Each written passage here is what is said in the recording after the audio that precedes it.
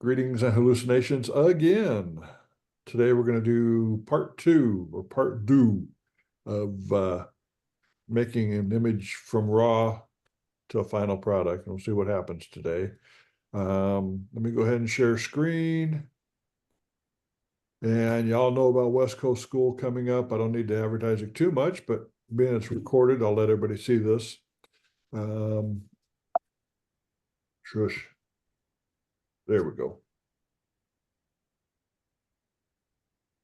Move the stuff out of the way. Wildlife and action photography in my second to latest Kelby One class here, capturing outdoors.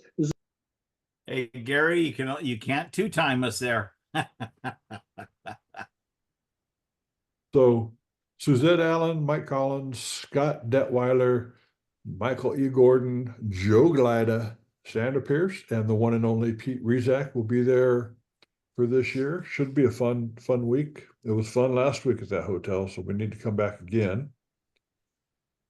And if anybody's in the San Diego area, PPSDC is doing a all-day workshop on October 8th from 10 to 4, George's Camera, then an evening program featuring Photoshop Mastery. That's me. Anyway, go to ppsdc.com to look up the information if you want. PPLAC, 2 days before, on October 6th, we'll be doing an all-day workshop as well. That's going to be a lot of fun. Right after somebody's wedding. I can't remember who's getting married that weekend, but should be a good time. Texas School, 50th anniversary, texasschool.org. You can see me there as well. And the big one, West Coast School, we talked about this already. However, there's the full description. Basically, we're going to take from 0 to 60 in a week. So contact Mel if you want to sign up. Go to westcoastschool.com, go to ppconline.com, or call Mel direct. So whatever you want to do. And I'll give you his home phone. It's written down in the men's room at the Chevron station. So today we're going to talk about taking an image from straight out of camera and try to make it worth its money in gold. So we're going to start with this one. I'm going to right click here, go to develop settings, and I know they're already cleared, but I'm going to clear them again just to make sure. And it's cleared. Double click on here. And this is exactly how it was shot the night I was out there. ISO 64, 24 to 70 at 26. So I had it pretty wide. F22 at 3 seconds. Not bad for handheld, right? Obviously, I was on a tripod. So the first thing I do is I am going to go to my, in Camera Raw, go to Light, which is the first one. And I'm going to go up to Edit at the very top up here and click on Auto, which gives me a good start. To me, the oranges might be a little bit too bright on the left-hand side there, so I'm going to drop the highlights down a little bit more and then bring the shadows up. Contrast, it's set to +4. And I think I'm going to do probably about 14, 16. Just kind of eyeball it. Say, yeah, that looks okay. One of the things I've done in Camera Raw is edited my panels. So what I do is I right click to the right of the word light, and you have single mode, responsive mode, or multiple mode. And with multiple mode, you open up one, you open up the next, you open up the next, and now you're down out of range. So what I do is go to single mode, and whatever panel I'm working on, that's the only one that is going to be open. So you right click, you can edit the panels to show. So I don't do calibration. I don't do color grading very often, so I'm going to leave that out. curve, I don't mess with hardly at all in RAW. The rest of them, okay. And if you want to move them around, you can. Use the up and down arrow. So you select the one, the color mixer, and so I push it up or down using my arrow keys. So I can make the panels any way I want them to be. Okay, enough of that. Close the effects, color mixer. I might bring the blues up a little bit in the sky, although you probably won't see them by the time we crop it. So what I'm going to do is click on the saturation target, the little target off to the right of HSL. It's already on saturation. So I'm just going to kind of slide it up or to the right, either one. And you can see just a slight addition of more blue in there. And if I go to luminance, if I go to the right, it lightens it a little bit, or go up just enough to give it a little bit of blue in the sky. Go to detail. I don't need to do noise reduction because this was shot at ISO 64. There ain't a whole lot of noise in there to begin with. So I'm not even going to touch that. Optics, remove chromatic aberration. There may be some chromatic aberration along the pier, which is like thing along the side there. And then use profile corrections. And you can see it makes just a slight difference getting rid of the vignette. And this automatically reads, I was shooting Nikon, the best camera in the world. The lens was 24-70. And it has the profile here. If I want to take out more vignette or add vignette in, I can. I'm just going to leave it alone because it just works for me. I'm not even going to touch defringe because I don't need to. What does that mean, different? Fringing is almost like your I'm trying to think of the word. In the optics, you have profile corrections and chromatic aberration. So fringing, you get a little bit of the same thing with chromatic aberration, where you get purple and green areas along the fringes, along the edges. Okay. So if you see it in there, if you zoom in, Z for zoom. So if you see something in there, you can take it out or add it in. And there is none there, so we don't have to worry about that. And then lens blur, I don't need to do any blurring of the background because it's what I want right there. It's how I shot it. And then decide, do I want to open it at 16-bit or do I want to open it at 8-bit? With 16-bit, you're less likely to get banding. It's a larger file and you're going to be definitely slowing down just a little bit, but I can do that with this computer. So I'm going to click on open. And you see how fast that puppy opened for me. And the first thing I'm going to do is look around, see if there's anything that really stands out. Obviously down in the corner, you got the reflection in the water, which, do you like it, not like it? I don't know. Depends on the judge, I guess. But first thing we'll do is we'll make a safety layer. So Command J to make my safety layer. And I'll call it safety.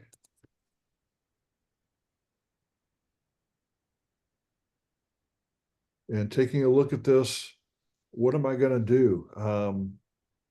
I thought I did pretty good in camera to get most of what I wanted. I could probably blur the edge of the water in the front here a little bit more, or I could leave it like it is, but let's go ahead and leave it like it is for now. And we're going to zoom in to the lights on the pier. And what I want to do is add where there's no light on there and the other ones, I want to make sure I turn on the lights so that everybody knows we have a light. So we'll go B for brush. We'll get a nice, I don't have my presets in here. Oh, no. B for brush. There we go. There are presets in there. Soft round brush. And if you use a soft round brush, what we'll do is we'll zoom in to this light. And what I'll do is hold the Option or Alt key and select that color. And it's almost white, so I need to add a little bit of yellow to it. So we'll do the Option and Alt and do down a little bit. So we get some color in there. And if you do the round brush, you get that big blob over there. We'll make it a little bit smaller. And it's not bad. It's like a light bulb, but I want to do something a little bit different. So I'm going to hit Command and Control Z, and I am going to go to my brushes and brush tips shape. Instead of round, what I want to do is I want to flatten this out. So I can either take the top dot there or the bottom dot and slide it inward, and it's going to make it an oblong instead of round.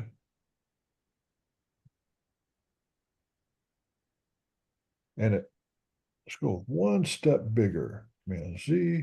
So I made it one step bigger. I went from 10 to 15 pixels and filled that puppy in. You can't see it at full screen, but when you're zoomed in, you can see it. And you know those judges have eagle eyes, so they're going to see exactly what you did. I'm going to go to this one, do the same. Mike, you did that at 100% flow and also 100% flow, 100% opacity. opacity. Okay. Smoothing's at 10%. Smoothing doesn't matter because what I'm doing here basically is just hitting it with a drop. Just one shot. Just pop that one a little bit. The reason why I popped the one here that already had a light on, I want to make it match the others so that they're all pretty consistent. Hit that one a second time. Hit that a second time. And so I'm zoomed in really far so I can see the lights.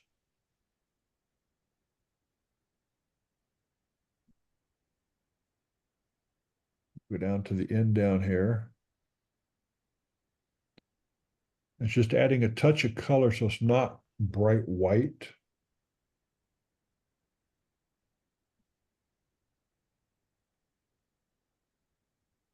And even for 3 seconds, you can barely see, but I've got fishermen and the poles are almost sharp for a 3-second exposure. That's not bad. And so what we'll do from here is I'm going to crop it. This is probably going way too fast for me because I guess I've already worked this before. Can I make a suggestion? No? Okay. Go ahead. The reflection on the stands is Mhm. distracting. Okay. Judges, how do you feel? Dennis or Dwight? All right, I didn't mean to wake you up, guys.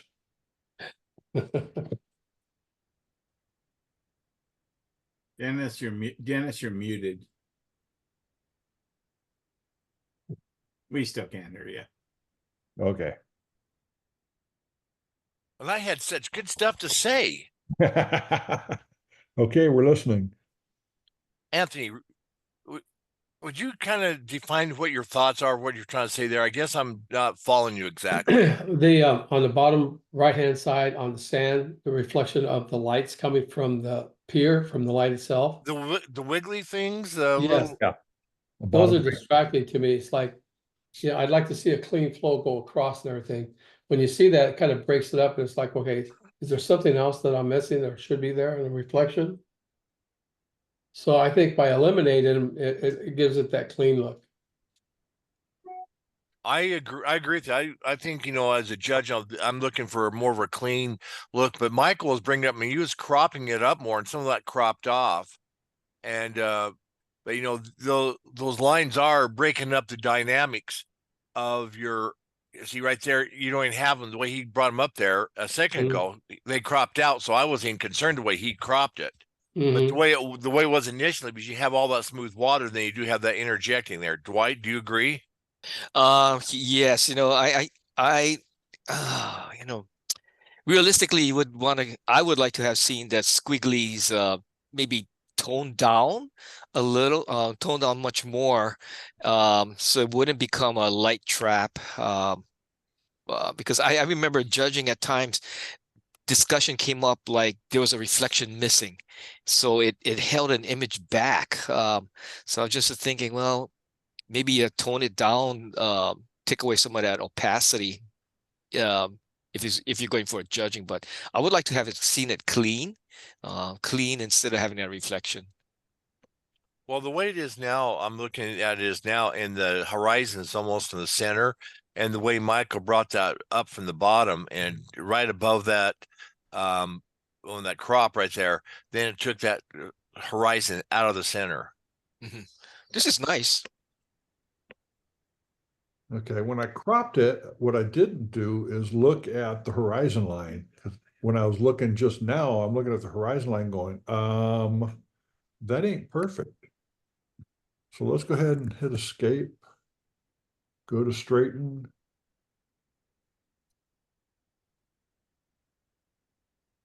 And you can see we're off just a little bit on the horizon line. There we go. One less thing for the judges to compliment you on. Well, then as you still got the light traps coming from the pier, that lower right that Anthony was talking about, down lower right to the very bottom across. Okay, come down right to the right there. See those little light traps coming through, how the water looks so different and the light traps coming through. So that'd have to be toned down on the very base at the lower right on the edge of the image where you got it cropped on the very bottom, Michael, right at the bottom. Where my cursor is right now? Yeah, right at the very bottom on the edge. Okay. See, to me, that was become distracting because you look at the water and then look at it and it breaks it up. So, it breaks up the continuity, but it's still very nice. And I like what you did with the lights and things. Okay. Not bad for handheld. I wish it was. Hey, Mike, how'd you get that straight line for the horizon? Okay, let me go back a step. Crop. Okay, what I did was I went to my crop tool, C for crop. I've already got my crop pretty much set. Or you can just hit clear. Go to the right of the word clear at the very top toolbar. Click on straighten, the little looking thing. And then drag it across your horizon.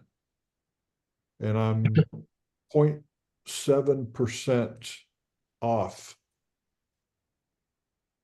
There we go. And when you're shooting in sand, that's going to happen because the legs of the tripod are going to stick in a little bit.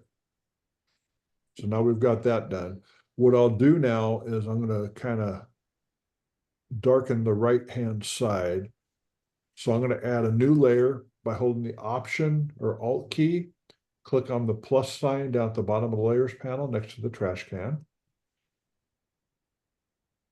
And there we go. I'm going to call this Dodge and Burn.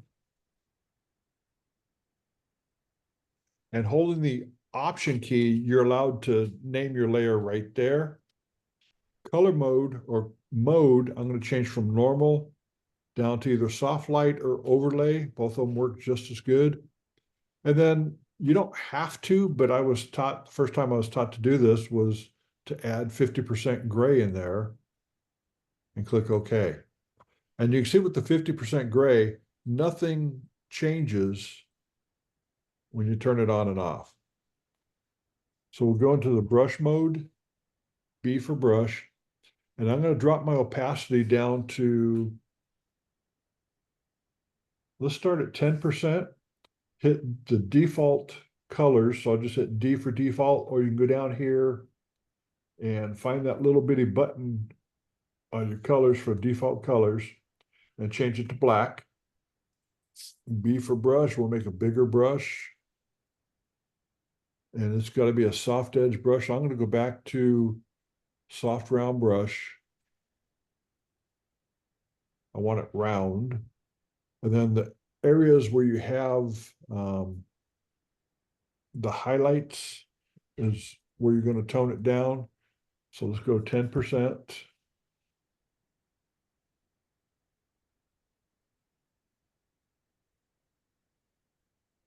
And just touch the areas. In fact, let's zoom in really tight. And we got a couple of spots here, some highlight spots. So B for brush. Zoom it in.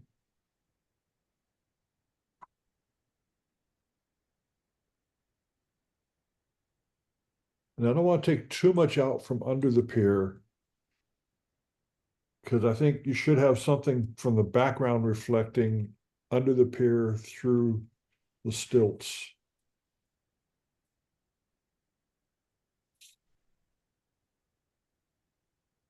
And let's do Command Option Shift E, or Command or Control Alt Shift E, which is the claw, which is basically flattening it and then putting up on top, which makes no difference. I can turn off the bottom layers and there's no change.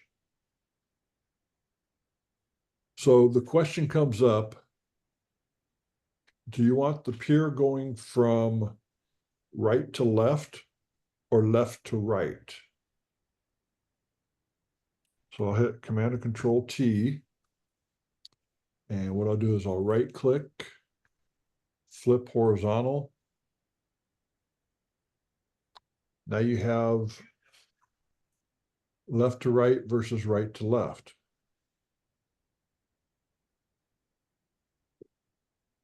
Somebody suggested that a long time ago. I think it was, they were suggesting it to Mel about switching it, because you read from left to right.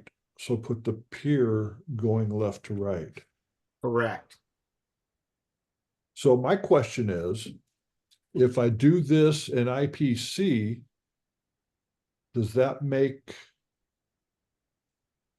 disqualify it because I turned it around backwards in a landscape?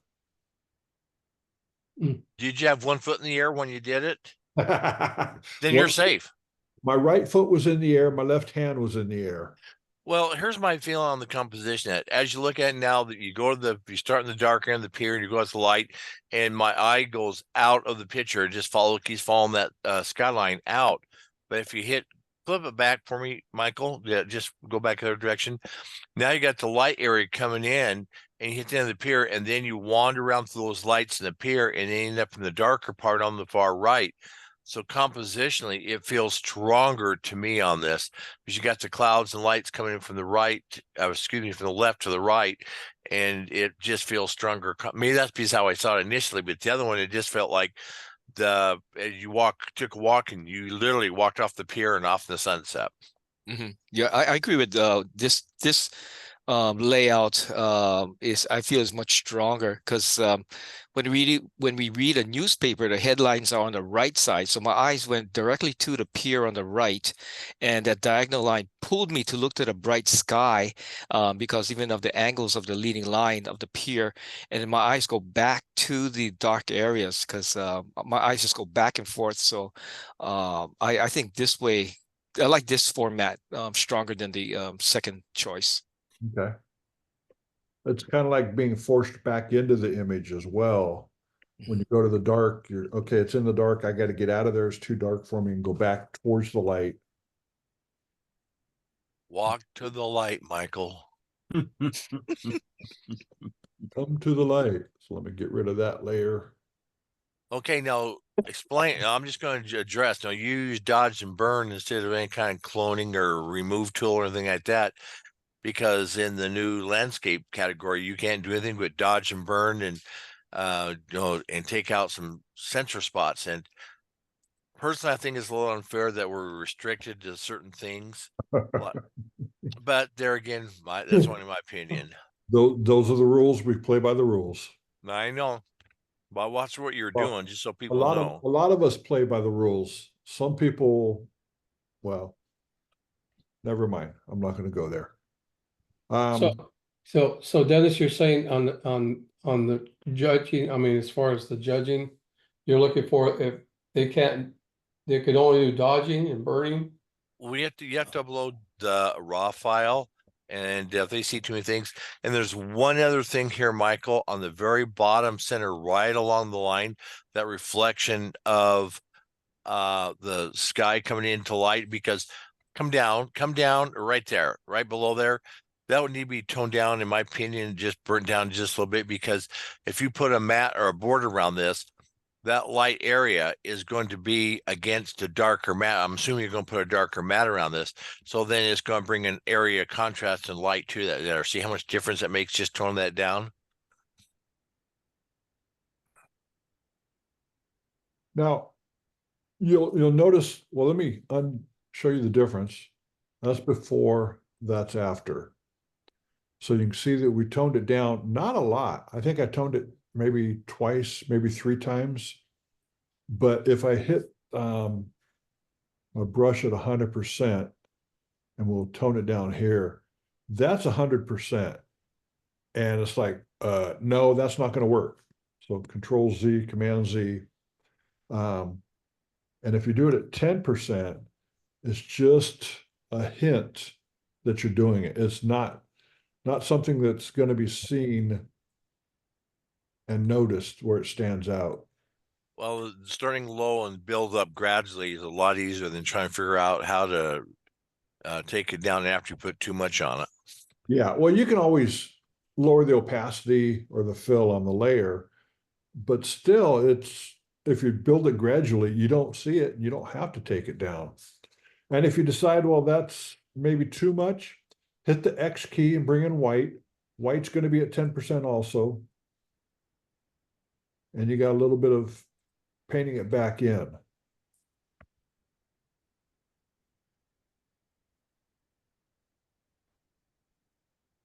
So we're going to keep it from right to left. What I want to do now is I'm going to make a copy of everything up on top. So do the claw, Command Option Shift E, basically the whole left side of the keyboard, and the letter E like in Edward. So we got that. I'm going to take it into Adobe Camera Raw filter. So we'll go into the Camera Raw filter, and the third tool down is the Remove tool. And down at the bottom of the tool, it says Visualize Spots. I click on Visualize Spots, and I'm going to crank it up full blast. And I want to zoom in just a little bit and go inch by inch across my image, or across my image. And what do I see? I see a spot.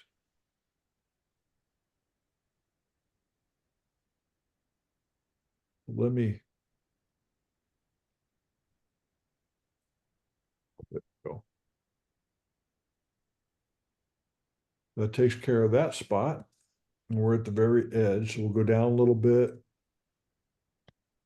Center spots can hide out anywhere, but they really show up in the dark areas or the highlight areas. The midtones, not so much.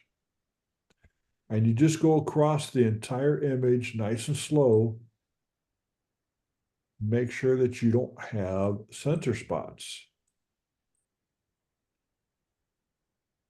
Dennis can find censor spots all the time. All day long.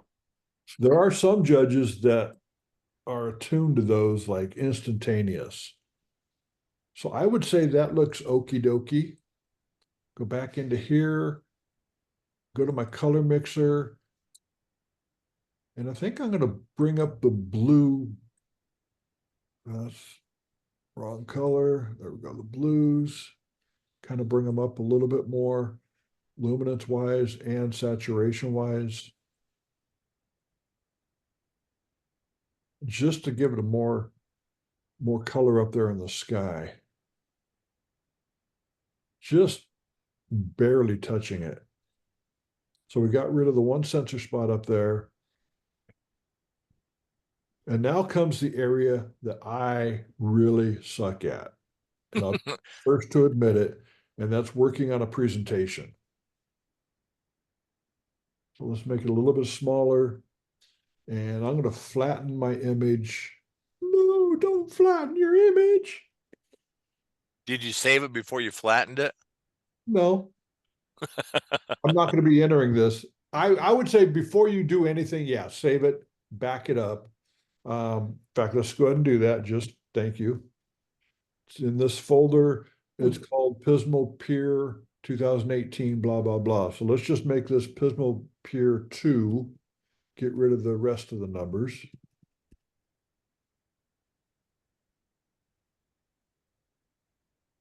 And so the next time I save, it's going to be Pismo Pier 3.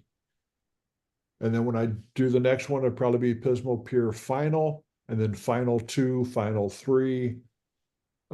Just keep them in order. I don't know how many other people do finals and change it afterwards. Okay, so I'm going to go to the layer panel, click on flatten image, discard hidden image. That's my background, my safety layer. Okay. So there we go. Would you leave that much on the left-hand side, or would you take some off? I personally like it because it leads you into the horizon. But Dwight, what do you think? Yes, as you can tell, I was doing my hand cropping. Yeah, I agree with that. That's again a tough decision. You gotta. Mhm. This would look fantastic on a metal print, by the way. I bet it did. So what we're going to do is we're going to make another copy of this. So Command J to make a second layer. And I'm going to go up to image, canvas size. In fact, let me set my rulers are. Command R to add rulers. So we're at 20. Ooh, that's way big. So for print comp, what I'm going to do is go to image size.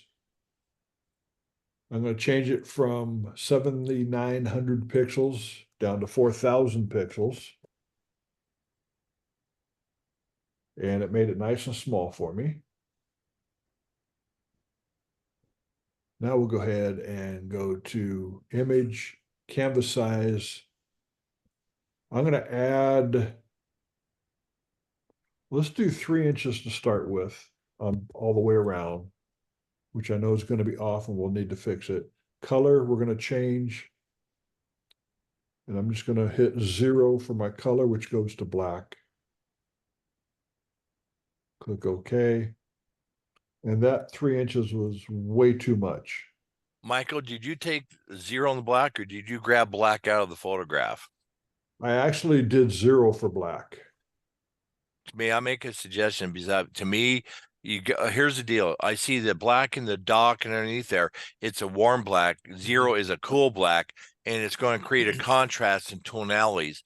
So I might suggest just suggest you grab a black underneath a dock or something, one of the blacks there, and use that instead of 0, because that's one of my challenges was I see a contrast differential of the warm versus the cool tones on those borders. It really kills it to me.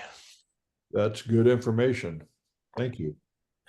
Well, the thing of it is too is when you put a 0 or total black, it makes optically the illusion is that your image is underexposed. So even if you got that color out of the scene and then backed it off a fraction, optically it'll take it so it doesn't look underexposed. I agree, definitely. Let's go to image, canvas size. I'm going to change it from 3 to 2. No, let's do 1.5. And sometimes I have to do this several times to get the right measurement. So what it does, it takes 1.5 inches off of both sides. So it's going to be 3/4 of an inch on the right, 3/4 inch on the left. Same with top and bottom to get the 1.5 inches. We're gonna color pick the dark area over here. And guess what, Dennis? I'm surprised. Yeah, but you're also, there's black, warm black and cool black. So just, there you go. We'll take it out of not quite black area and see how it comes out. And you can see it's got a little bit of red there. Do you And want to, see, it doesn't, I like it better. It doesn't seem to have that solid black in there. It doesn't seem to be so mean. why you gotta be so mean? I didn't say you're be so mean. I just think that the total zero black, the cool black versus the warm black makes it, I think, look more inviting. So what I'm gonna do is I am going to take my background layer and with my eyedropper tool, I'm gonna select that black and I'm going to fill the background layer with black. So that's that red black right there. And I'm gonna make a second copy of my image itself. So let's call this image. And we'll make a second copy, Command J or Control J. And we're going to take the fill and drop it to 0. If you drop the opacity to 0, your stroke would disappear when we do the stroke. So let's go to stroke, FX down at the bottom to stroke, or you can double click up here to stroke. And personally, I would pick one of the darker oranges. So I come down here, probably, that's probably a little too bright. So when I first did it, it picked down here, and you can see how bright that is. And where my color picker is, you can see the circle right here. I just went down about 1/4 and clicked on there to darken it down a little bit. And you can see that I have a stroke of 10 pixels, which is probably a touch too big. Let's take it down to 6. And we can adjust it later if we want to. Position. I have never used anything but inside. And the reason I use inside is you get a sharp, crisp corner when you're doing the image. If you do outside, it becomes rounded.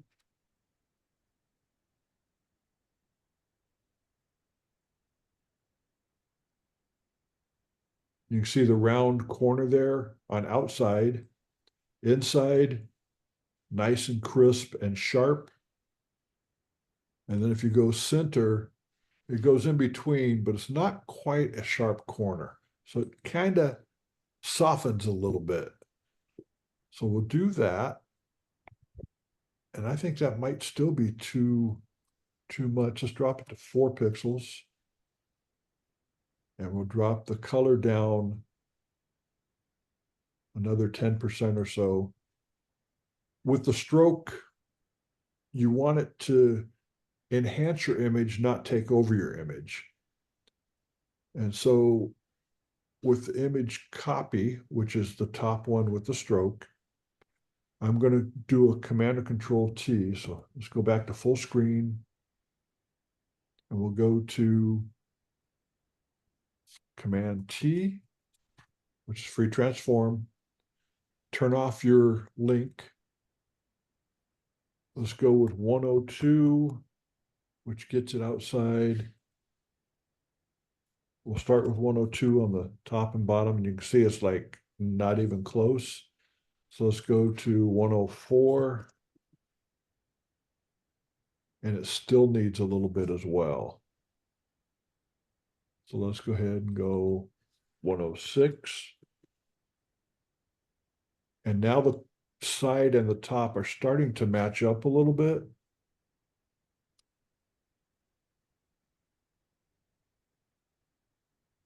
Oh, be quiet.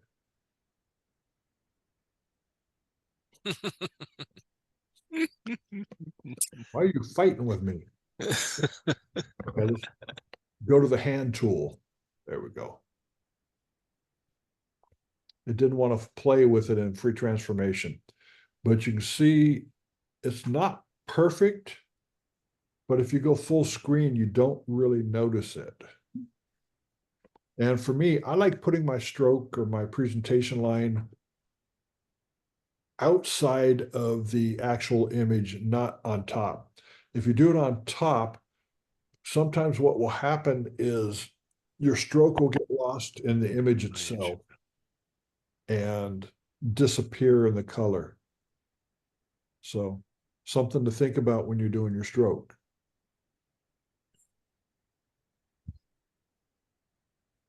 Okay, everybody out there, not just the judges, but everybody out there, any other suggestions on what to fix?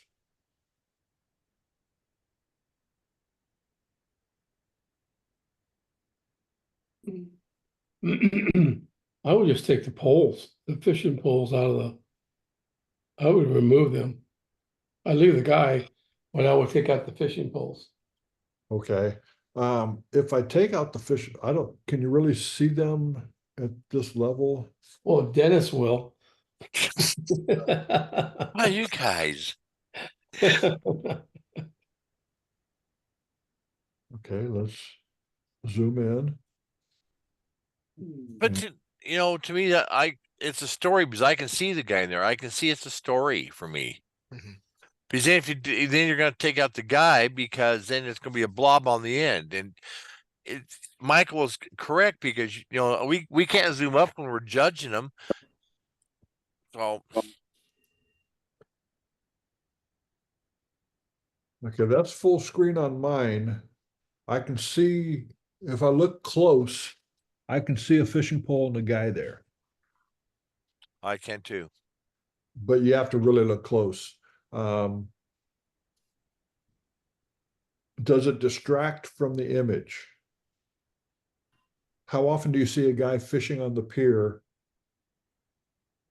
If he wasn't there, so let's, just for fun, let me, okay, we're on a blank layer, go to R for remove. We're in the remove tool, I think. Get a little bit smaller. First, we'll take out the fishing poles.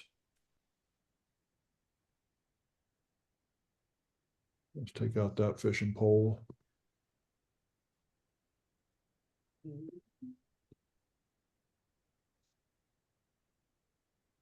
What do you think, Anthony? You know, I'm kind of leaning, I'm changing my mind. I think Dennis is right. Can I hear that a little louder, please? Oh, this is recorded, so I- let's take him out. I'm sucking up for the next image I have print and for the comp. No, you're right though, Dennis. It's excuse me. It needed that. Now it looks like a blob.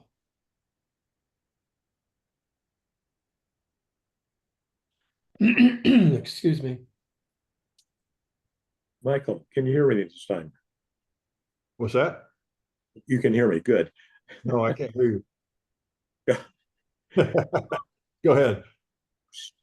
Change the size of this. The actual image is 4,000 across, but now you've added extra images. Right, and I was gonna go there.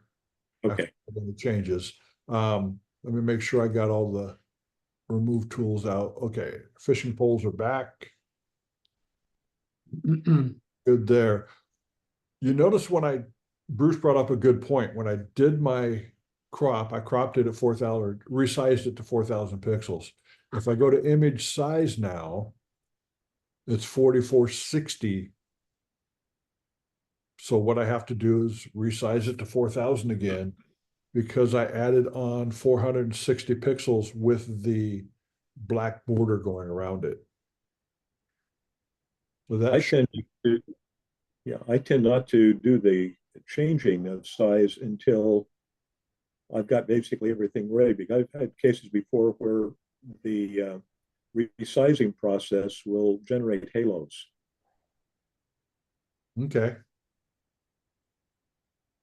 Yeah, this didn't, I don't think this created any halos, but I'm not seeing any halos. Doesn't happen every time, but sometimes it has in the past. Maybe they've gotten it taken care of now. well, and again, what you can do is do all your work, add your background, add your stroke, and then resize.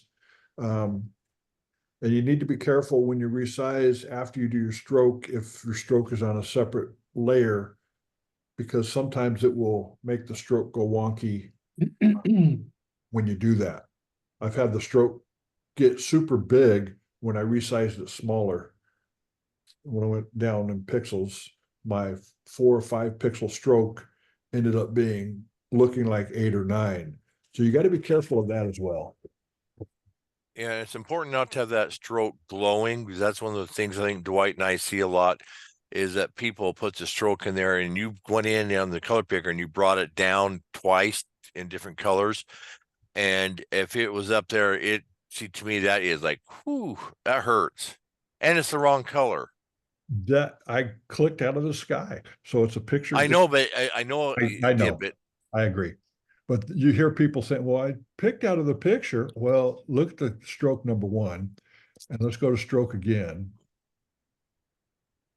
And you see people occasionally will do a stroke this big.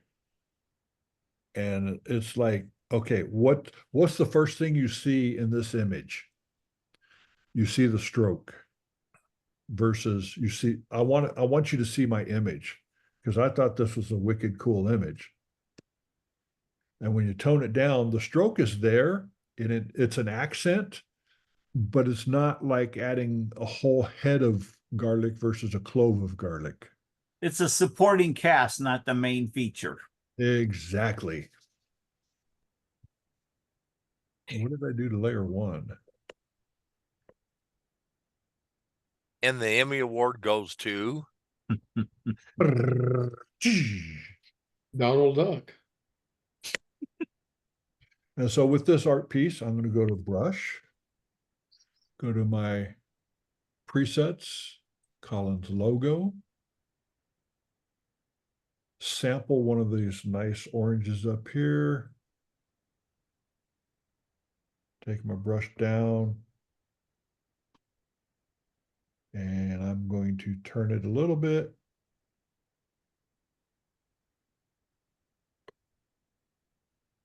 And probably bring my opacity down to, there we go, 60%. And there's my final art piece. I think I may change, if I were to work this, I may change the outside color a little bit cooler versus that red. I don't know. I struggle with presentation. I'll be the first to admit, trying to figure out what color to make this, I struggle with that. Well, I was going to say something because I'm in the minority here and I'm not a judge. But personally, I think the outside frame is too dark for me. So I sort of agree with what you just said, that you might lighten it up a bit. But, and the judges like it, you guys, that dark, but what do that's my we 2 know? cents. Well, that's my 2 cents. I mean, just for the hell of it, what about if you lightened it up? Let's see what it looks like. Okay, let's go here. And I'm going to go a little bit cooler. So I'm going to go off to the left a little bit in my picker. Yeah, let's go up just a little bit more. And we'll fill it in. So we'll hit Option Backspace. No. Oof. Oof. 69. I wouldn't even go that high with it. Let me try a different color. I need to get out of the reds.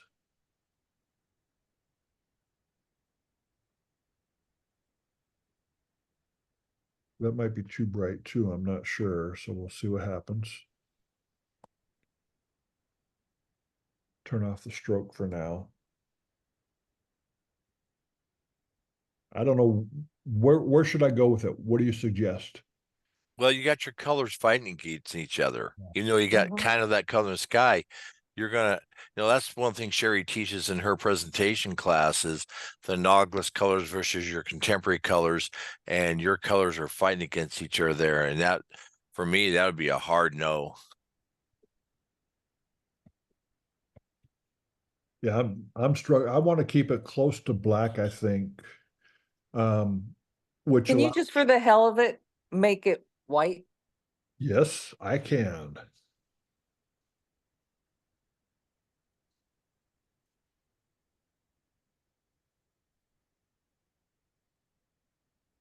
That's pure white. We could take the white down a little bit.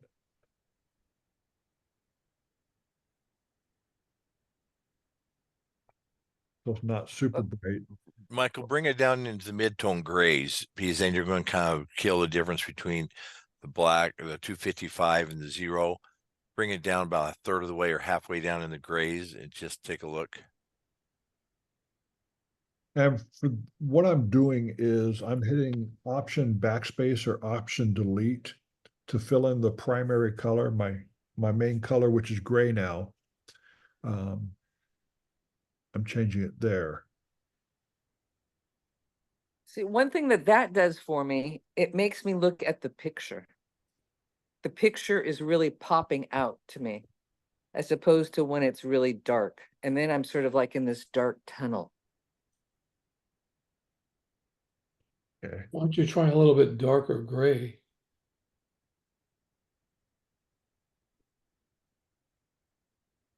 And to get a darker gray, it's super easy. You go to your color picker and you just go down the left-hand side, hit Option delete. I'm going to take my stroke, double click on it. I'm going to take it down to 2. So it's there, but it's not there. You want more darker? To be quite honest with you, I'm lost. I kind of like I see where Cindy's come from as far as the black, but I kind of like the black, to be honest with you. It kind of framed it all in. But then I see Dennis's point about being too black, and so Oh, I got my history back. I can't do that. Okay. I mean, this is just my opinion, but I think going back to where you were, where you took a color sample of the pier, the black of the pier, or the wave chat and the shadows in the waves, maybe use that black. Well, it's got a lot of red in it still. So let's Yeah. go.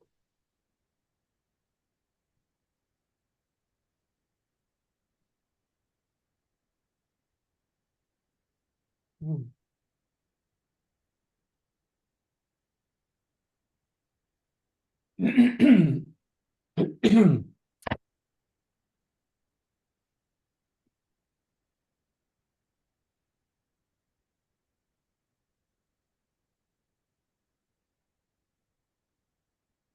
And with the black, I can add a little bit more stroke to it to have it stand out a little bit more. See, this is all personal preference, I think. Because some judges will hate this, say you should have gone with the art look with the white. Some judges say gray looks better, and some judges say black looks better. Some judges will say pure black looks better. So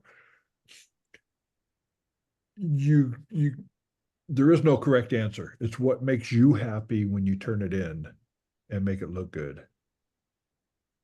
This lower key presentation is much more powerful, got more impact because we start looking at the image and we're not looking at the presentation. So the lower key, see, this is nice. This is nice because we can actually see the separation from the contrast of the pier and not really pay attention to the presentation. like, Mel kind of said, the presentation is just the icing, but the main cake is the image that we're looking at, and the saturation is really nice with the colors with this low key presentation. High key presentation would really diminish the impact of the image. I think the high key, being this is a dark image, I think the high key, although a lot of artists use it for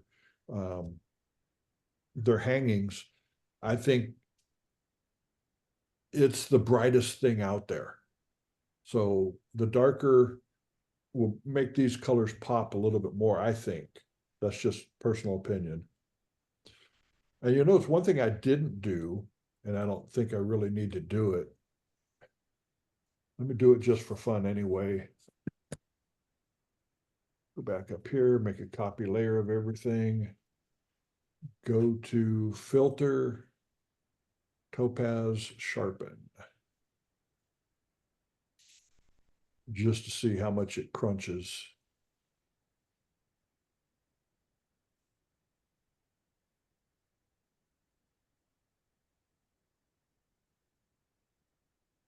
And you can see under the pier, it crunched.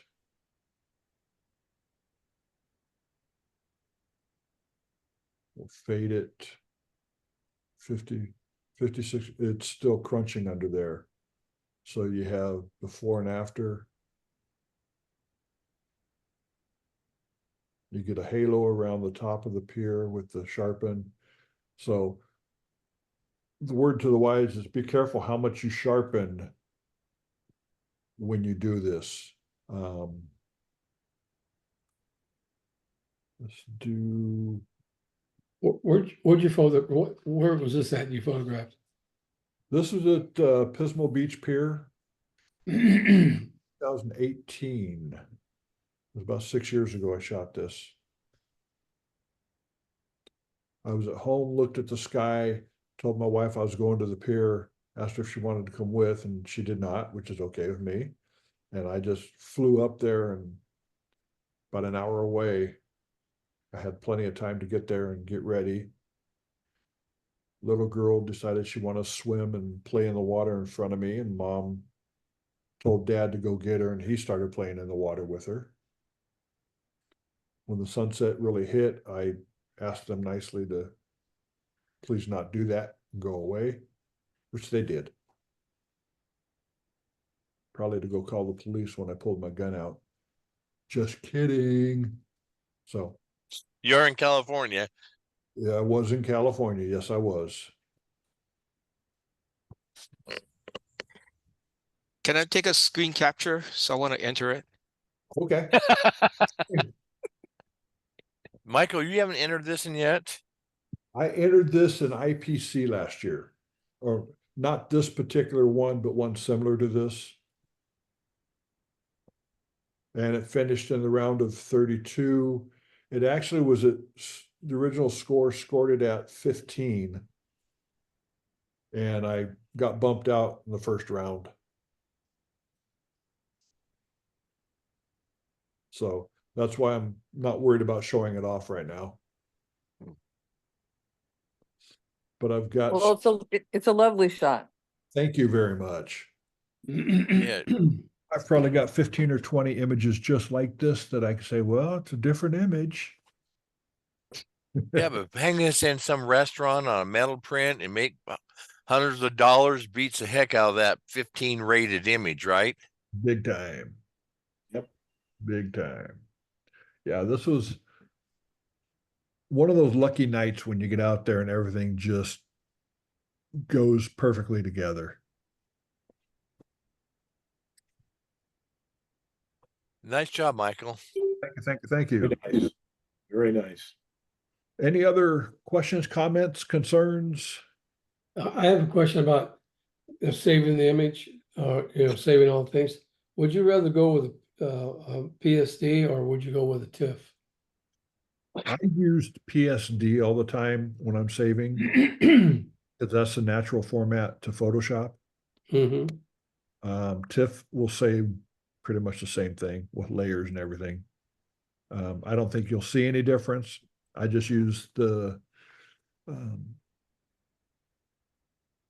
the one that know. comes with Photoshop, that's their primary. Any other suggestions on that one? Any other differences? PSD all the way around? BSD. Yeah, Okay, cool. cool. Any Great other class. comments? Oh, good class. Cool. Let me stop recording. And where's my record button? Stop recording.